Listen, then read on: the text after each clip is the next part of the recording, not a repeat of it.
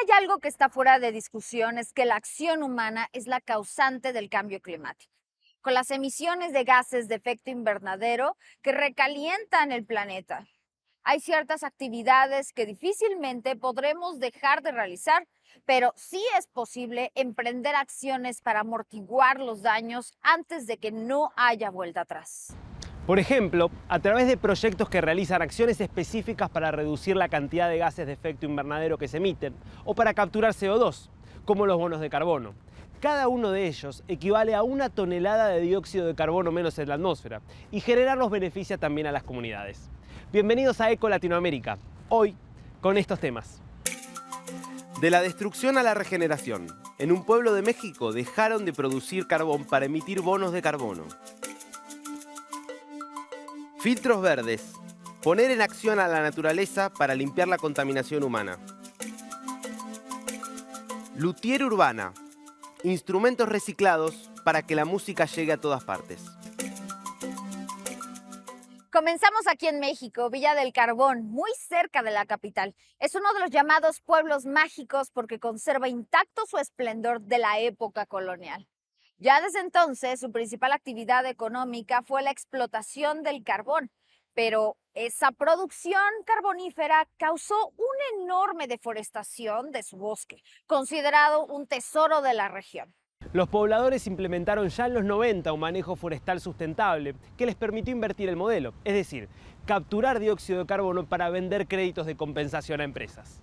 Desde 2018 a sus habitantes les había sido más rentable conservar 10,000 hectáreas de bosques para almacenar 260,000 toneladas de CO2, un modelo que no solo les ha permitido recuperar su bosque, sino invertir en ecoturismo e infraestructura mientras ayudan a mitigar el cambio climático.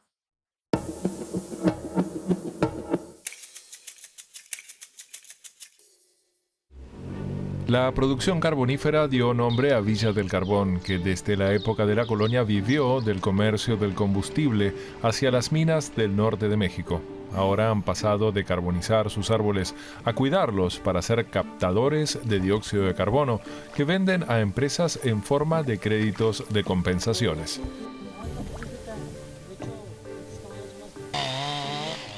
Estos cortes se realizan desde los 90 mediante un manejo sustentable.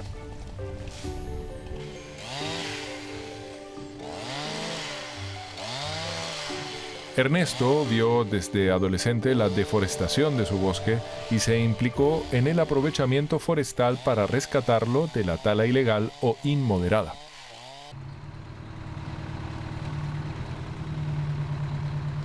Había mucha gente que entraba a derribar árboles, se le llevaba la madera, hacía carbón clandestino.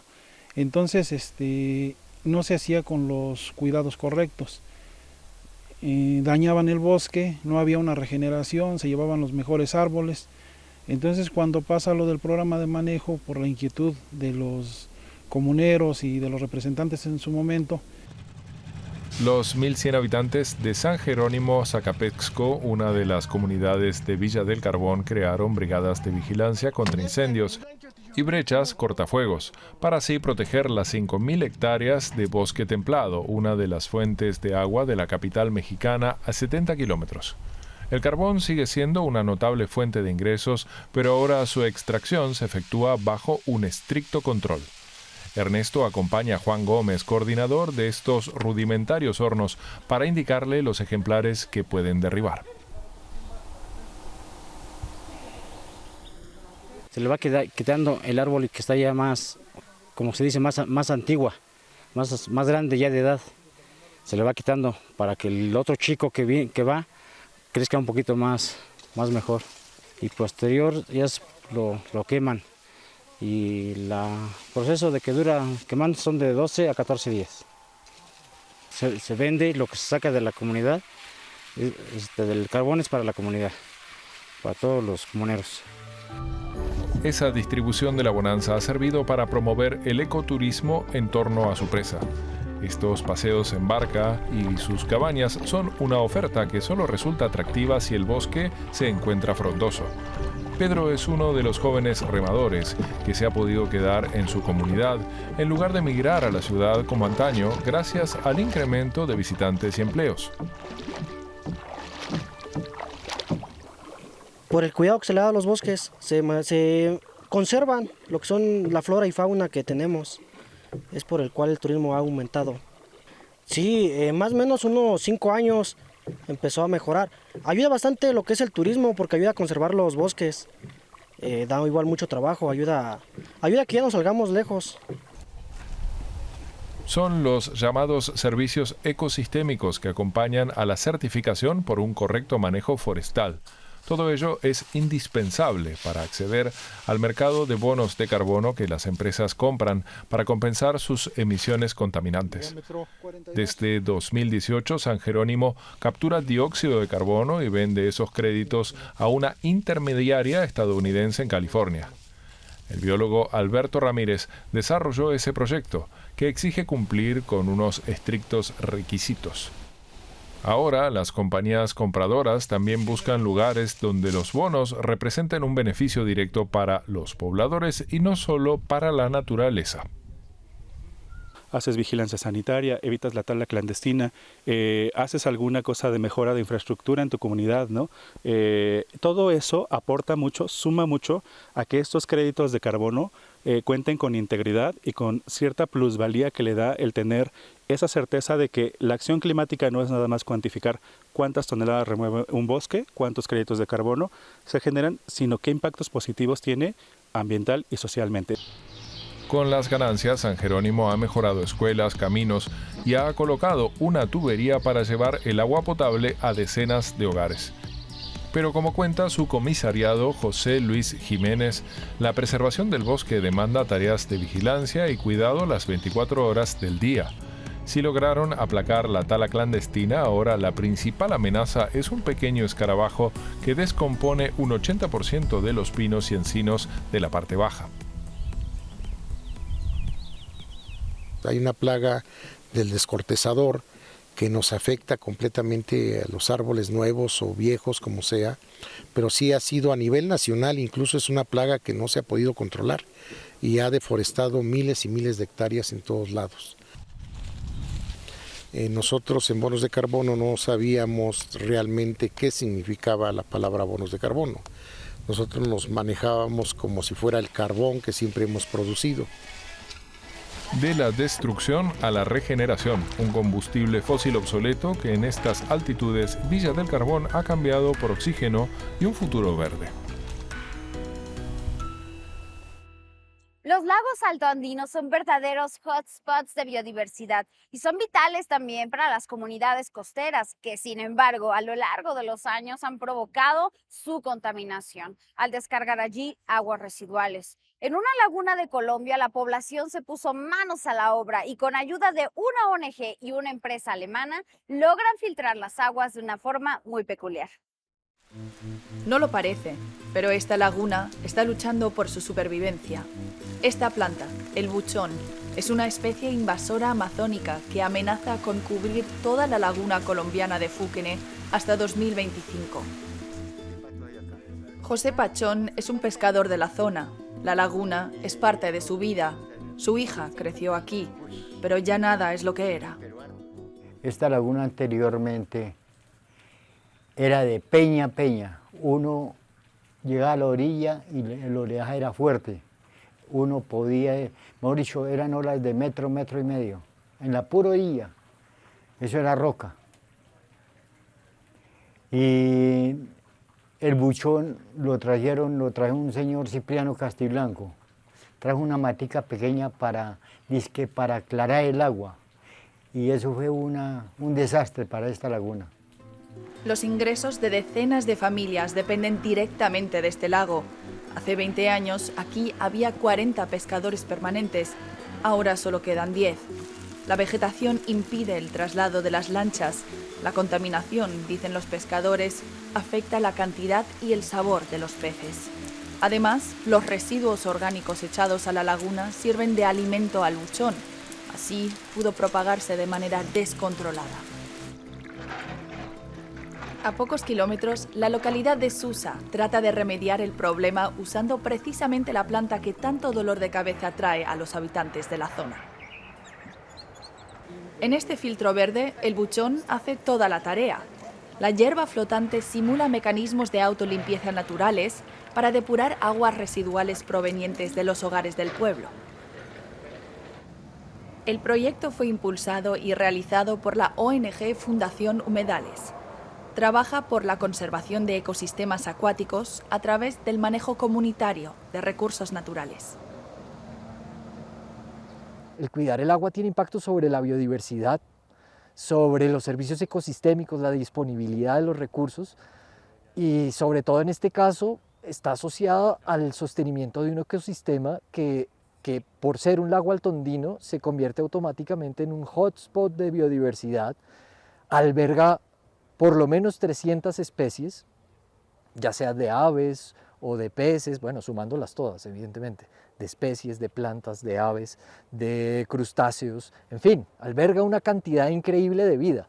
Si no tomamos esto en serio, no solamente vamos a acabar con la disponibilidad del recurso hídrico, que es grave, que sería gravísimo, sino también vamos a quitarle la oportunidad a sitios importantísimos de conservación que se mantengan en el futuro.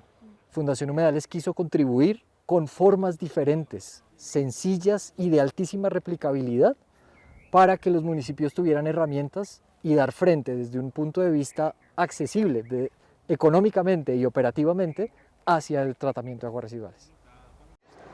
El de Susa es el filtro más grande de la Fundación.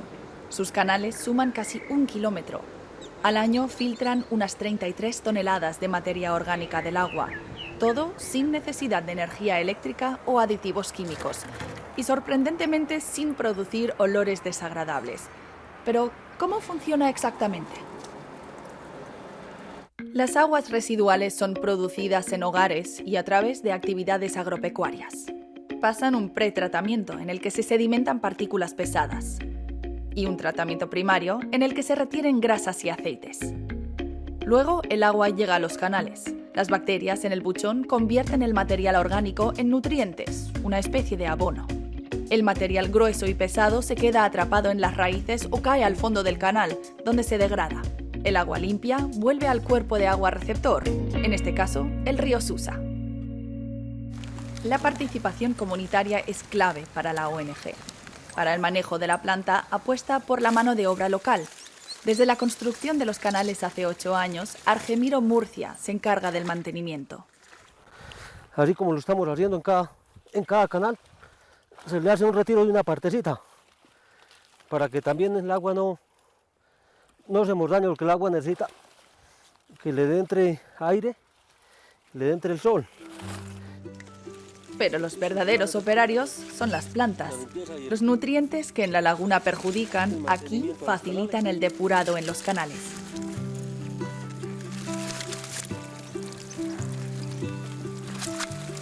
Tras haber cumplido su labor, el buchón cosechado se usa para la elaboración de abonos, la fabricación de artesanías o como fuente de energía.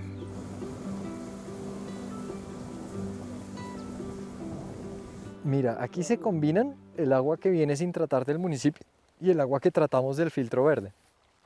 Es conducido al río y como ven, pues hay una calidad pobrísima en cuanto al vertimiento. Lo que tenemos es un 25% del total del agua residual producida por Susa que está siendo tratada.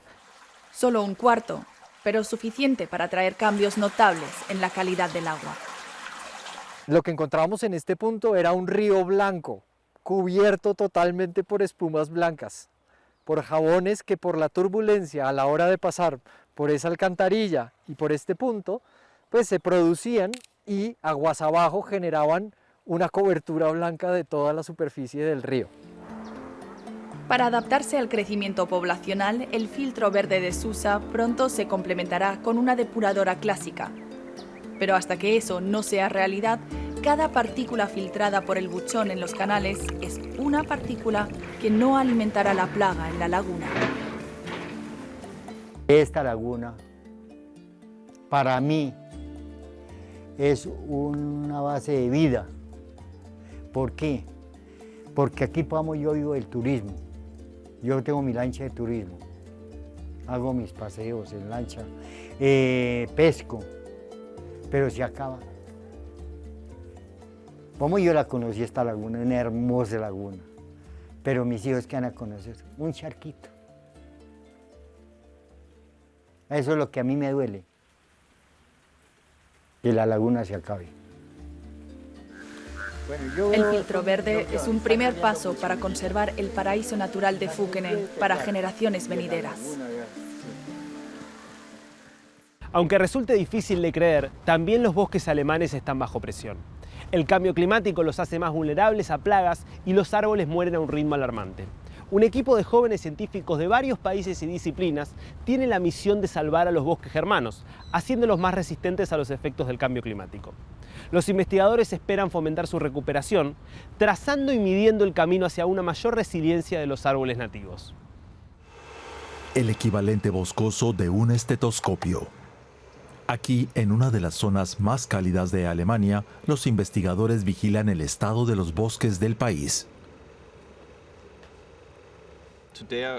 Hoy comprobamos cómo reacciona este retoño de haya a diferentes intensidades de luz. Y simulamos el CO2 enriquecido que muy probablemente habrá en el futuro.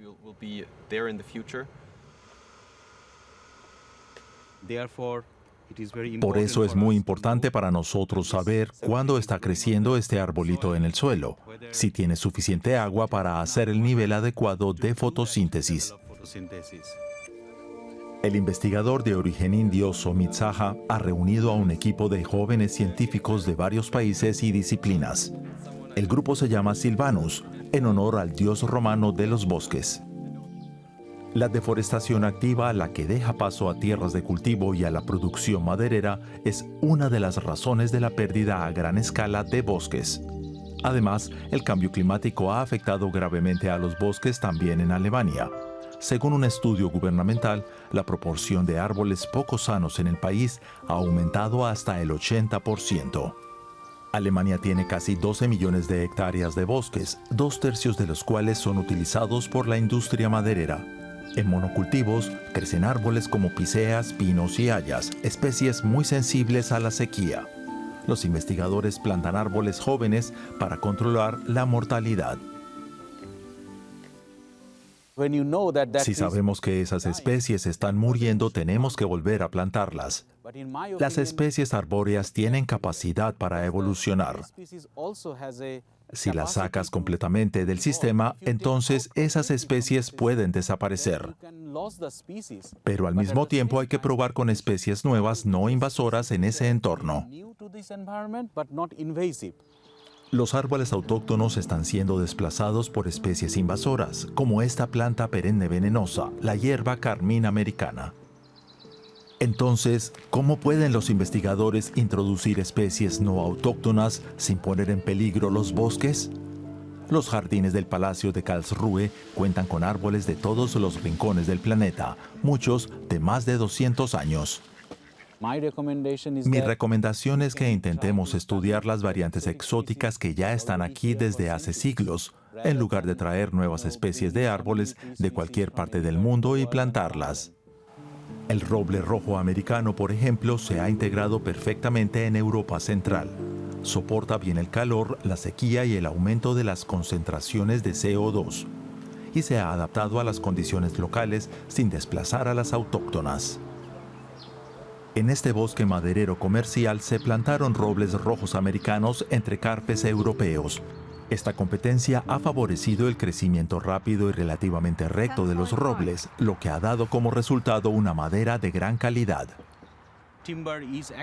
La madera es un recurso renovable y respetuoso con el medio ambiente.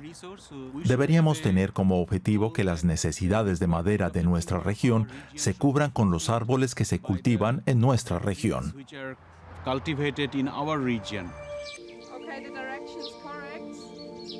Los investigadores esperan que su trabajo fomente la recuperación de los maltrechos bosques alemanes, trazando y midiendo el camino hacia una mayor resistencia frente al cambio climático. ¿Te imaginas un violín, un cello o una percusión que no sean de madera? En Bogotá, una educadora y luthier urbana enseña a sus alumnos de un barrio marginal a construir sus instrumentos musicales con residuos de la vida cotidiana, un gesto artístico con conciencia medioambiental.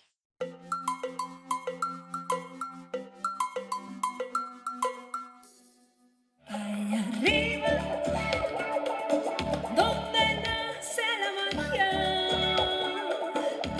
que crea la vida, la flora y la fauna. Ser luthier es el arte de elaborar instrumentos musicales y lo que yo hago se llama lutería urbana, que es hacerlo con lo que nos deja estas urbes en las que estamos viviendo llenas de residuos. Entonces hay que estudiar, experimentar y hacerlo con mucha perseverancia. Voy a mostrarles aquí este instrumento. Este que tengo en la mano era una crema, era un tarro de una crema. Y tiene limpia parabrisas, como unas varillitas. Ella es Andrea Latas, artista y educadora. Hace 10 años se vinculó a un proyecto social y trabajó como profesora de música para niños en Ciudad Bolívar, un barrio periférico de Bogotá, con enormes desafíos económicos, sociales y ambientales. ¿No, acá no?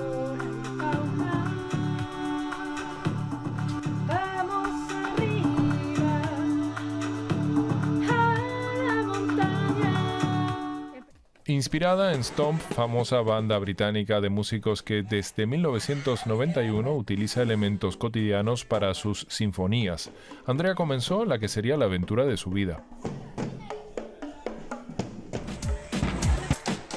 Yo siempre me bajaba en ese barrio y veía mucha basura, como sucede en los... No quiere decir, y eso siempre lo digo, no quiere decir que en estos barrios haya más basura, es que la recogen menos. Se generan mucho más residuos y basura en los otros barrios, más pudientes, la verdad. Y ahí dije, no, hagamos música con lo que hay allá. Y nos fuimos allá a recoger y empezamos a hacer música con palos y con baldes. Nace entonces Latin Latas, el grupo musical con un claro mensaje ambiental formado por músicos que, bajo el liderazgo de Andrea, transforma basura en arte y desafíos en oportunidades. La diferencia entre la basura y el residuo es simplemente mi acción. Es lo mismo, pero si yo lo boto a un río, es basura. Y si yo lo reciclo, es residuo. Para mí son residuos, aunque los encuentro en la basura. Andrea crea entonces la casa Zero Lab, un curioso centro de creación donde todo puede transformarse. Este es un tambor que vamos a hacerlo esta vez con un material bastante complejo, que es el PVC. Lo primero que vamos a hacer es serrillo. Seguidora de las 7 Rs ambientales, Latin Latas hoy desarrolla proyectos educativos y de sensibilización y se presenta con su mensaje en importantes escenarios musicales. La primera es reflexionar. ¿De dónde vienen las cosas y para dónde van? Rechazar. Lo que no regresa a la tierra o no se recicla no lo puedes comprar. Siempre hay que reducir. El mejor residuo es el que no se consume, el que no existe. Entonces uno dejar de comprar cosas que de pronto no necesita.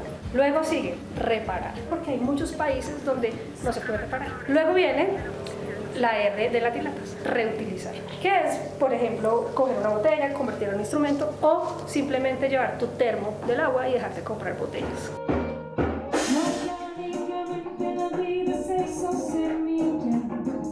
Esto parece un problema, pero si lo vemos como una solución, hay muchas opciones para ser parte del cambio y no quedarse desde un lugar de juzgar y de criticar lo que sucede en el mundo, sino ser parte también de esa propuesta de cambio.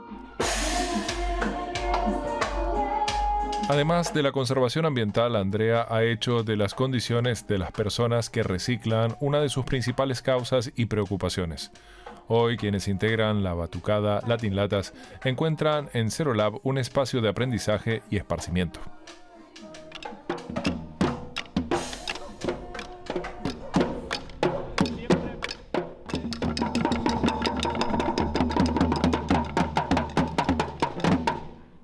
El otro sueño que tengo y que lo estoy empujando es el de poder seguir adelante con la batucada y darle a estas mujeres una opción de vida digna desde el arte y desde esa visión también de incluirlas como transformadoras, no solamente de intercambiar y que la gente les dé 3 pesos por un trabajo increíble que hacen y ellos deben ser reconocidos como prestadores del servicio y este va a ser siempre nuestro camino. No me gusta decir nuestra lucha porque es que luchar es harto. Sí. Yo creo que hay que empujar como las transformaciones de una manera menos de tanto desgaste. Andrea Latas, la más sonora evidencia del arte al servicio de la conservación ambiental. Y con la música del reciclaje llegamos al final de nuestro programa. Muchas gracias por acompañarnos. Nos vemos la semana que viene con más temas de ecología y medio ambiente. Nos alegramos de recibir sus comentarios y sugerencias. También pueden seguirnos en las redes sociales de Deutsche Welle Español. Los acompañaron hoy Yesenia Santiago desde México y Darío Misraji desde Argentina. Hasta la próxima edición. Chau y cuídense.